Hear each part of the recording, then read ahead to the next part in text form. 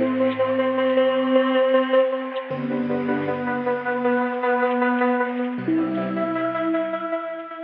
estét! My name is Jana Jablonická Zezulová. I work as a curator and researcher at Bratislava City Museum.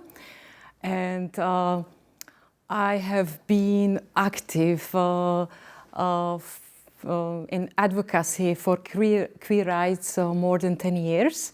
And I'm still a board member of the now, in the present, the oldest LGBT organization in Akost in Slovakia, which also runs the community center. I have prepared this because it will be more fluent when I will read it, but I have also a presentation and lots of very important and interesting material. So, because of a range of different terms were used in the past to describe LGBTI identities, I have chosen to use the umbrella term queer throughout this lecture, except in obvious period quotations. It was February 2012, and as a part of Queer History Month, I moderated a discussion with Czech historians. This is Professor Putna, and this is Jan Seidl, the historian, about their first publication devoted to the history of the queer movement, homosexuality in the history of Czech culture. During that discussion, we also spoke about the first interwar Czechoslovak magazine for the queer community, Hlas sexuální menšiny, so we can translate it the voice of sexual minority. And they mentioned that most of the articles in that magazine were in Czech language, but the Slovak language articles were written by a single author, Imrich Matyáš, as one of the Czech historians pointed out. Since activists who had been active in the 90s were also present at this discussion, I turned to them and I asked whether they knew this name, Imrich Matyáš. No one did. And yet, the discussion became a kind of starting point for me, an impulse to begin exploring this subject more deeply and to research the history of queer movement in Czechoslovakia and more specifically in Slovakia. A few months later, it was November the same year, 2012, I received a call from this person, Romana Schlesinger. She was in these times, 2010 to 2016, so she was like a lesbian icon in Slovakia. She was the founder of Bratislava Pride. And she told me in this phone call that she had inherited a collection of documents belonging to Marian Wojtek, an activist from the 90s who had passed away this time. Among these papers were 4 black notebooks written either in a neat hand or typed like this, or like this. They contained diary entries, essays, analyses, copies of correspondence, appeals to politicians and medical authorities, testimonies about forced treatment, and even a long list of queer people from antiquity to the then present day. And the author, Imrich Matyáš. So for me, it was not a coincidence. It was the opportunity and strong prompt for deeper research about him. And over the years, up to the present day, I have discovered far more than I ever expected at the beginning. At times, it felt like detective work. And today, it is a more focused form of research to still with some detective elements. Imrich Matyáš, and also you can call him Matyáš Imre because he has Hungarian roots. His father, István Matyáš, was Hungarian, or I think his ethnicity was Hungarian, and his mother was German, from German minority living in Spiš. It's the region in the northeast Slovakia. But Imrich Matyáš later, after the establishment of Czechoslovakia, considers himself Slovak. I think it was a little bit strategy because of the war and everything. As you know, complicated times. So Imrich Matyáš was part of the interwar queer movement, and among Slovak-speaking people, he was one of its most active members.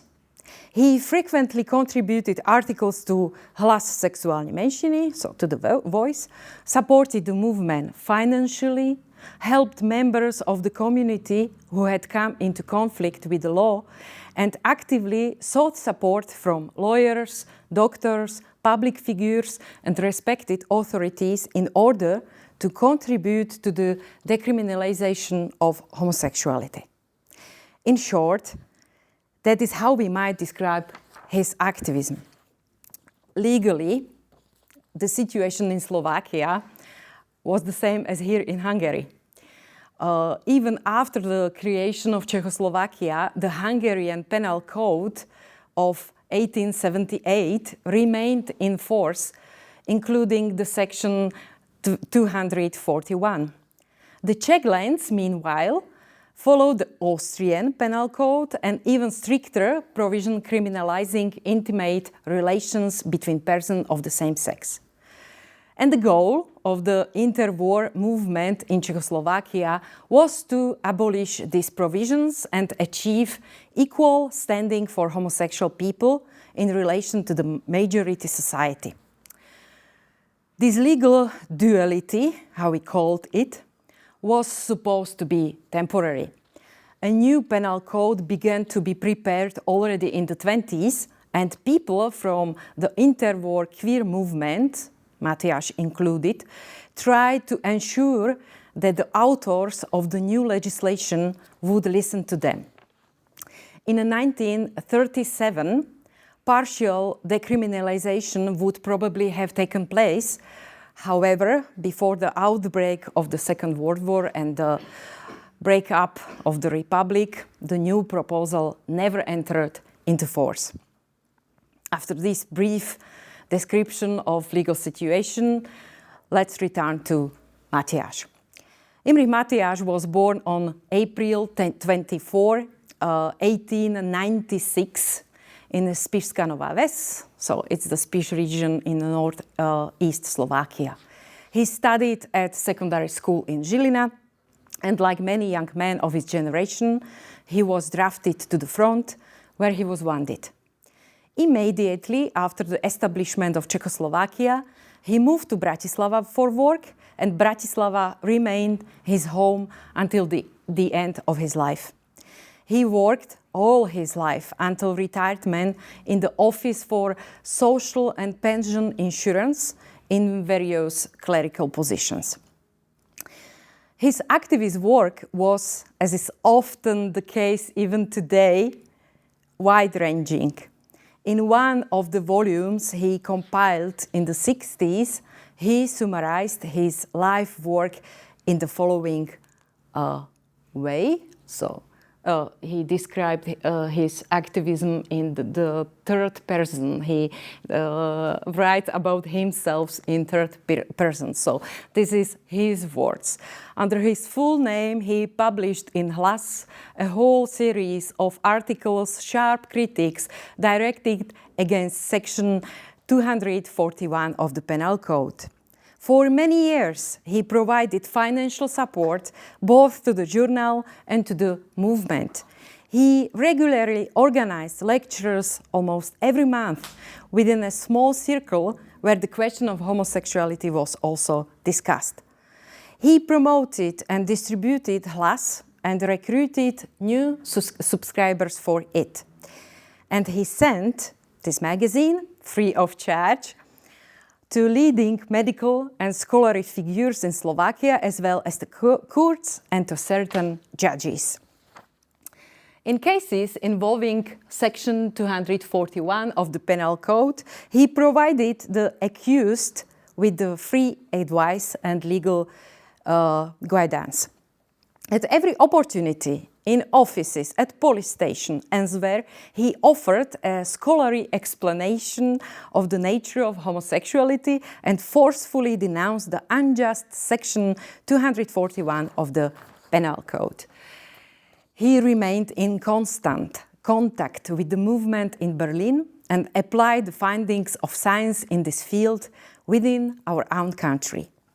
And when lectures were delivered by distinguished figures such writer Thomas Mann, sexologist Dr. Max Hodan, writer Jakob Wassermann, and the well-known sexologist Dr. Magnus Hirschfeld, he approached them and asked they also mention same-sex love in their lectures, which they willingly did. And Dr. Max Hodan, for example, was grateful to have been asked. That's his words. His articles in Hlas were mostly critical, political commentaries, attempting to offer as many arguments as possible for why it was intolerable to continue persecuting homosexual people. From time to time, he also wrote historical articles, for example, like this, and one of them, for example, was about Ferenc Deák and other figures who were known or believed to be one of us, one of our kind. Matyáš believed that Ferenc Deák was also the queer, and he wrote that he has evidence for it. By presenting evidence of their exceptional talent and achievements, he argued that it is unacceptable to persecute people like this for feelings that were voluntary and harmed no one. That was his words. Hlas was published from 1931 to 1938, and Matyáš worked with its editors throughout that entire period. The Prague editorial office itself regarded him as the Bratislava branch of Hlas. All of his articles, perhaps the one that interested me most, was a report in which he tried to correct the media image of a Bratislava tradesman about whom local newspaper had published an inflammatory article claiming that he had harassed a local young man. This shopkeeper sought out Matyáš directly and asked him for help. It was a classic case of blackmail. The young man knew that this man was gay and began repeatedly visiting him in order to extract financial and material benefits. When the situation became unbearable,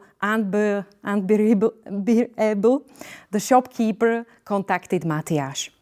How did he know Matyáš could help him?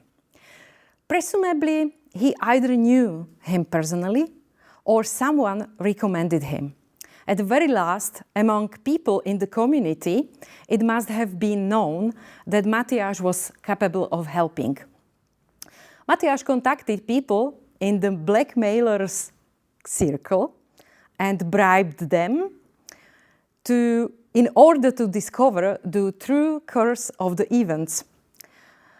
At first, he wanted to go directly to the police and testify in the shopkeeper's favor. But the man feared that his name would be dragged through the newspaper even more, which could destroy both his livelihood and his reputation. So Matyáš decided to act differently, and that's his own words. I had to turn onto another road. I entered the company of the blackmailer's friends and found him. I threatened him that I would report to the police what I knew about him and the blackmailer, because I had irrefutable evidence against him and witnesses willing to testify against him, back down, and in the presence of two persons, sign a declaration of the shopkeeper's complete innocence. A court case followed, during which the shopkeeper submitted the blackmailer's declaration and the accusation was withdrawn. At the end of the report, Matyáš noted that although the shopkeeper was innocent, no newspaper ever apologized for the false reports before. At the same time, he appealed to queer people, arguing that only through more active involvement into movement would they achieve the abolition of the paragraph and the end of such blackmail. And this was not an isolated case. In his diaries, Matyáš recorded dozens of people who he tried to help legally. For example, he mediated contact with Dr. Karol Matulaj, a psychiatrist who was willing to write an expert opinion in such a way that the accused person would avoid prison. This was not because Dr. Matulaj was by nature sympathetic toward queer people, but because Matyáš had built a very good relationship with him, and thanks to that, Matulaj eventually adopted a more sensitive approach toward queer people. These experiences ultimately led Matyáš to write a kind of manual for members of Bratislava or Slovak community, explaining how to behave when dealing with the police or in the court. It was a detailed list of situations, what to say, what definitely not to say, how to argue, how to invent stories so that someone else would not get into trouble, what never to carry on one's person, and what one had to prepare for if the police already had too much information. So this was no longer only about individual experiences and advice circulating informally within the community, but a multi-page manual intended for wider circulation and serving as a form of prevention also. And these were not only pieces of, and these were not his only pieces of advice to the community. He wrote not only about how to behave toward repressive institutions, but also how to live a good, dignified, happy life while remaining at peace with one's identity, despite all obstacles. Let me mention just few of his recommendations, because I think for Slovakia in 21st century, many of them are also very actual ones. Come to terms with yourself. Accept who you are. Gay people can live happy and fulfilling lives. There are many examples of that. Try to be good at your work. Do your job as well as you can. It will help you build stability and create an orderly life. Carry yourself with confidence. Be calm, self-assured, dignified. Let others see that you are honest people and that you have worth. And this advice, be proud. You don't need to hide. Heterosexual people do not hide either. At the same time, do not look down on other homosexuals who express themselves in feminine ways. When homosexuality is discussed, speak up. If you hear lies, insult, try to challenge them. Explain calmly and clearly what homosexuality is, and do not speak against your own people just to protect yourself. Think carefully about whom you trust. If possible, speak honestly about yourselves with your parents and those close to you.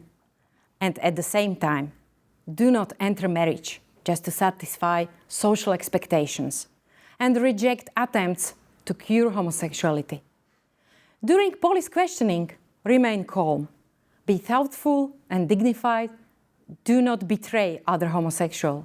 And remember that there are questions you don't have to answer. Support the movement. Help those who fight for queer rights, morally, practically, financially. Respect those who work for your freedom and equality. There were more advices like this, and he had written them in 30s, so in the interwar period. Among his recommendations was also the advice not to hold important position, whether in a political party or in some enterprise, so to avoid blackmail. And there were others like this. Matyáš was an active member of Czechoslovak Association, which, especially from the 30s onward, focused on what was then called sexual reform. This included, for example, Czechoslovak League for Sexual Reform, which was a branch of the World League for Sexual Reform. He was even a member of well-known German organizations such as Scientific Humanitarian Committee, which ensured him a steady flow of information and arguments in the form of journals and literature. During my research, I came across the name of Kurt Hiller, the German lawyer and gay activist with whom Matyáš maintained regular correspondence. I discovered that there is a Kurt Hiller Society in Berlin which preserves his papers, so I wrote to the head of this society, to Dr. Lutzenkirchen, asking whether he had by any chance found anything about Imrich Matyáš in this paper and documentation of Kurt Hiller. A few days later, a reply came back that seemed almost unbelievable. We have around 50 letters and postcards that Imrich Matyáš sent to Kurt Hiller. Would you like copies? That was another major lead for me, and in these letters Matyáš revealed more about his personal life, about his loves, about his partner, and other active members of queer community in Bratislava. Kurt Hiller visited Czechoslovakia from the late 20s onward. He lectured several times in this building, which now is called Reduta. It's the headquarters of Slovak Philharmonic, and restaurants and the places for many cultural events. And Matyáš was the one who organized these lectures in cooperation with the Urania Association. Urania Association was the Freemason society. I think it was established by the German Freemason Society and the Hungarian Freemason Society. And it was not only Kurt Hiller. There were also Magnus Hirschfeld, one of the most important pioneers not only of the German movement for queer emancipation. On one occasion, when Matyáš accompanied Hirschfeld on his lecture tour through Czechoslovakia, in Prague, Brno, Bratislava, he complained to him about those queer people who didn't want to become involved in the movement. Hirschfeld reassured him with his words: We must sweep even the inactive into freedom. Even after Hirschfeld's death, Matyáš remained in contact with Hirschfeld's partner, Karl Giese, who reveals something of how Matyáš was seen from outside. In one letter, he described the circumstances of Hirschfeld's sudden death and asked him, as a spokesman of Czechoslovak movement, to spread this information among his circle. Who was Matyáš's circle? Except the colleagues from Prague and Brno and from Hlas. On the one hand, anonymous friends from local Bratislava community. On the other hand, very concrete individuals. When I was researching, the people in photographs from the spa town of Lubochnia, brothers Mikuláš and Zoltán Klein, Béla Bardos, Ferenc Bodo, I eventually found relatives of the Kleins in Israel. Thanks to them, I obtained further information and photographs in which Matyáš also appears. Investigating their fates uncovered yet more inspiring stories. Matyáš tried to save the last two men. This was Béla Bardos, this is Ferenc Bodo, this is their friends Béla Klamár, this is Matyáš. He tried to save this man, this Ferenc, how he called him, Ferko. He was one of his best friends. Since they were being persecuted as Jews. Tragically, both were eventually betrayed and deported to concentration camps where they died. There is a building in Bratislava which is known as the first skyscraper in Bratislava. It's a Manderla house, and in this building there was a Grand Café. And in this building, Matyáš, Bodo and Bardos met with people from the community who had undergone treatment for their orientation in psychiatric clinic in Bratislava, Prague, Vienna. And the result of this collection of these testimonies was evidence that no treatment works and that it is unethical for people to continue undergoing it. Matyáš then shared these testimonies with psychiatrists who were willing to discuss it and reconsider this type of treatment of people.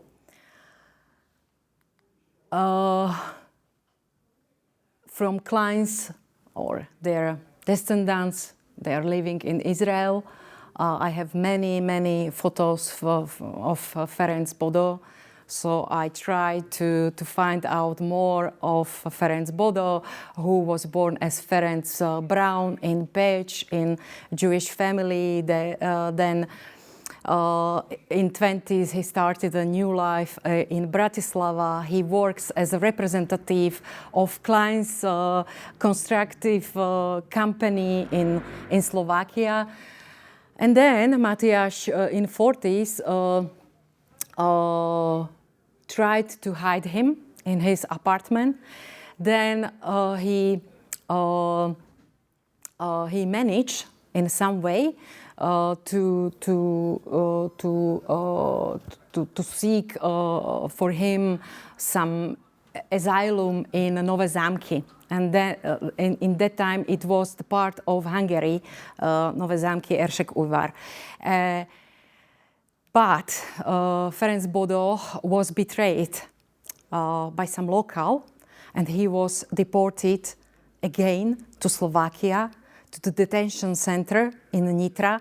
And then from Nitra in 1942, in May, he was deported through Žilina to Lublin region. And then I started find or seek more information about it because it's a new kind of a very interesting story, and so that's my work now. For example, his story. After the Second World War, Matyáš wrote to Hitler about how many friends from the community he had lost during the war and how he could not come to terms with it. After 1948, after the communist putsch, the morality police and the state security apparatus began taking a very intense interest in him, trying to recruit him as a collaborator. And the interrogations were held in this building. It's now, it always was the headquarters of police in Bratislava, police directorate in Bratislava. So, Matyáš own words. My educational work also came to the attention of the police, and especially after February 1948, I experienced much bitterness and harassment from them. Yet I did not give up my human work, because the national security regarded me as one of the activists of the movement. It tried to recruit me to inform on homosexuals. I naturally refused. It is worth noting, above all, as an illustration of the anti-socialist spirit of the national security toward those who defended homosexuals, that it tried to recruit informers from within the ranks of homosexuals themselves. And it tried to force me into this activity as well. It was October 16, 1954. A member of the national security, an agent named Leszczynski, came to my flat. At first he spoke kindly. When they achieved nothing, he turned to threats.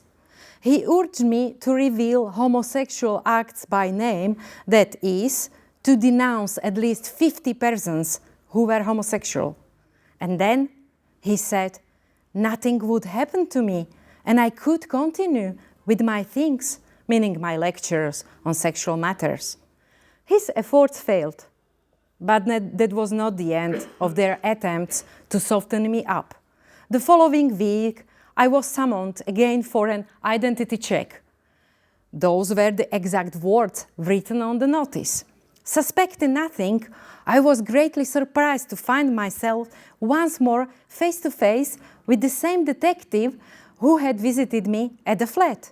This time the head of the national security was also present.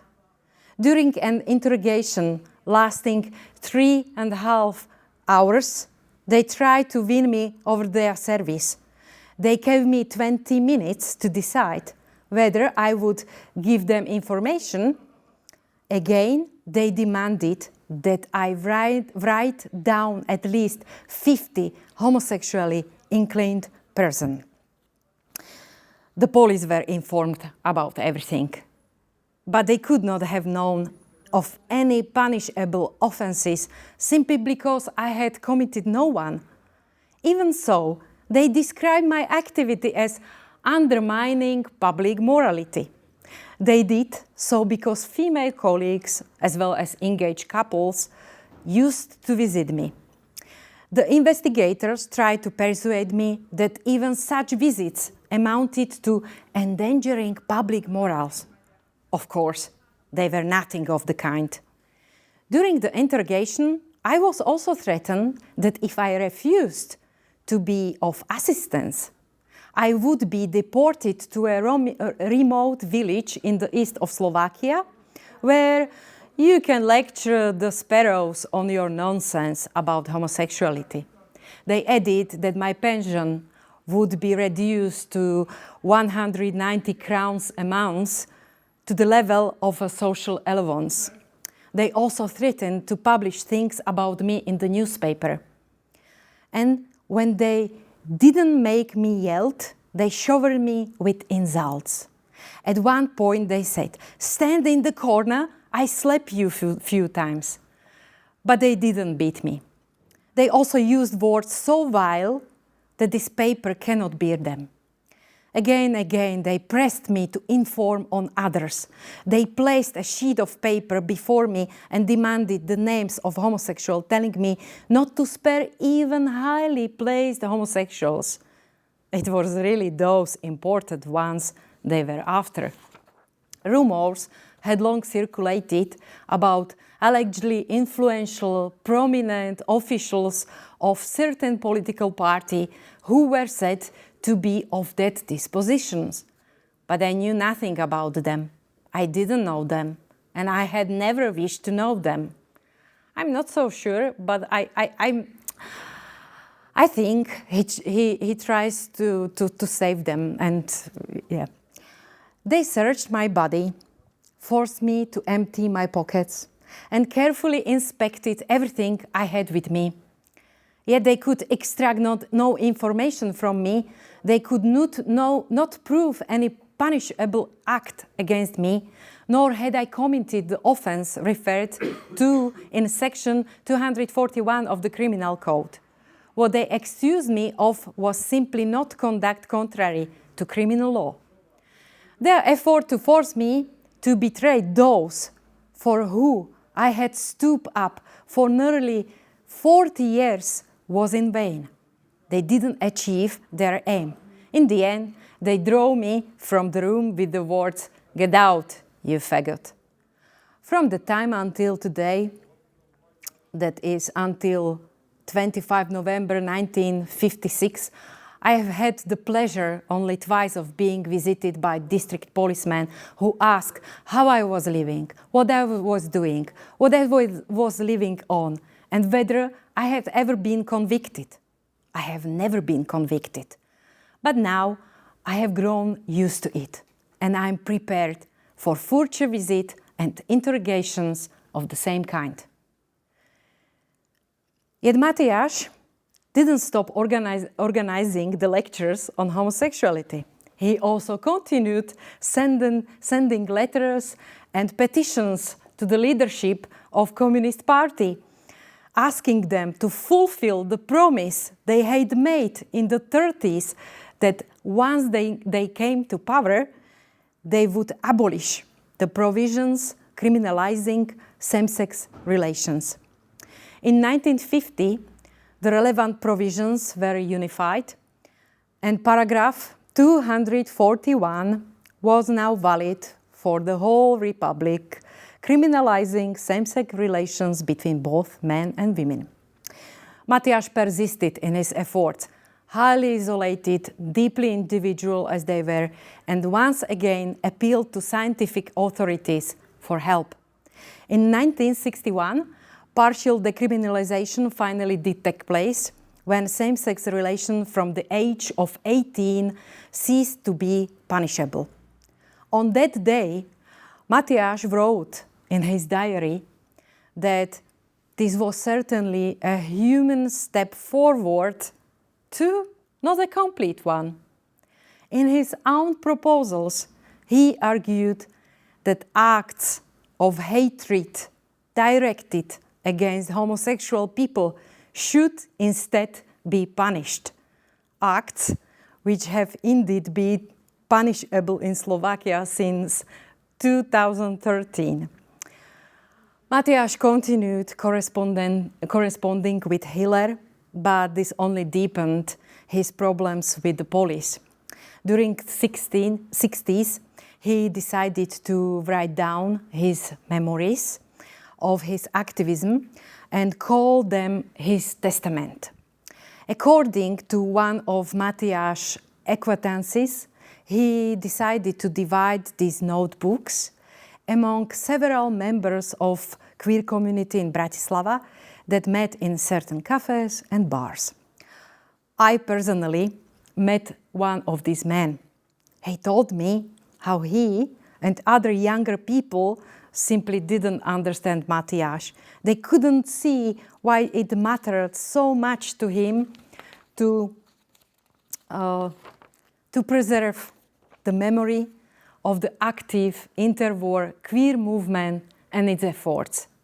Even so, this man kept part of the diaries and testimonies in his home until 2013 and then contacted me in order to donate 2 additional volumes to notebooks. So at the beginning, it was these 4 And then these two other notebooks were found, and I'm still missing the first volume and the fifth volume, and I'm optimist. I still believe it's somewhere hidden in Bratislava, and I have to find out who is the person who still owns it.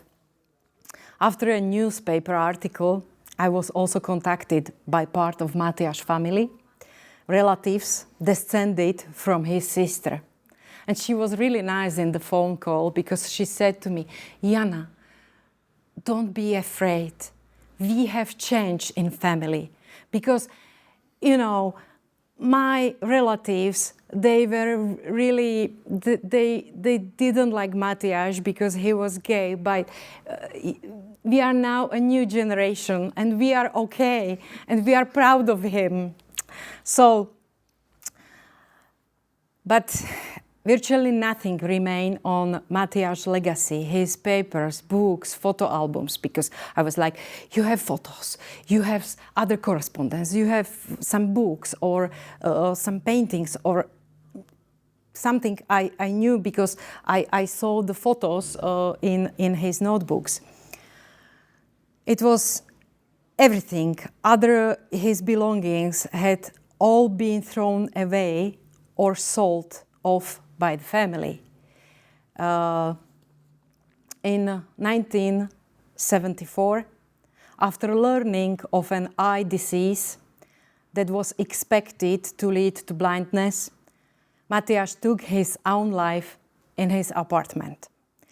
He was cremated, but no one ever from his family collected his urn, so his ashes were scattered in the memorial meadow of Bratislava crematorium. So he hasn't his own grave.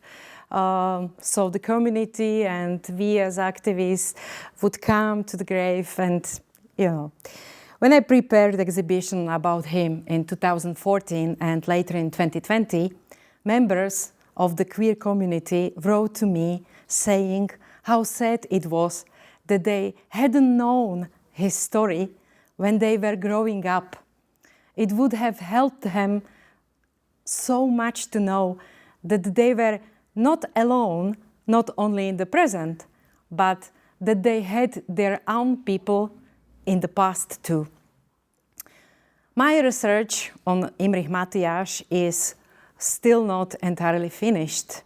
Quite recently, for example, I found Matyáš in a photograph in the archive of Magnus Hirschfeld Society, a photograph that they had not been able to identify or date correctly. They thought that this is photograph from 1935 from Nice, and this is Hirschfeld's birthday, but they were not sure. And I was like, no, it's from Bratislava. It's at Bratislava railway station, and this is Matyáš, this is Hirschfeld coming to Bratislava in 1932 for his lecture, and this is Matyáš's sister, and this is Ferko Bodo. So we started a new communication about this, and I could go on, but my time is up. And it is probably also time for Matyáš's story finally to take the form of a book. So I will be very glad to introduce it to you in the near future. I hope so. Thank you very much for your attention. Köszönöm szépen. Thank you.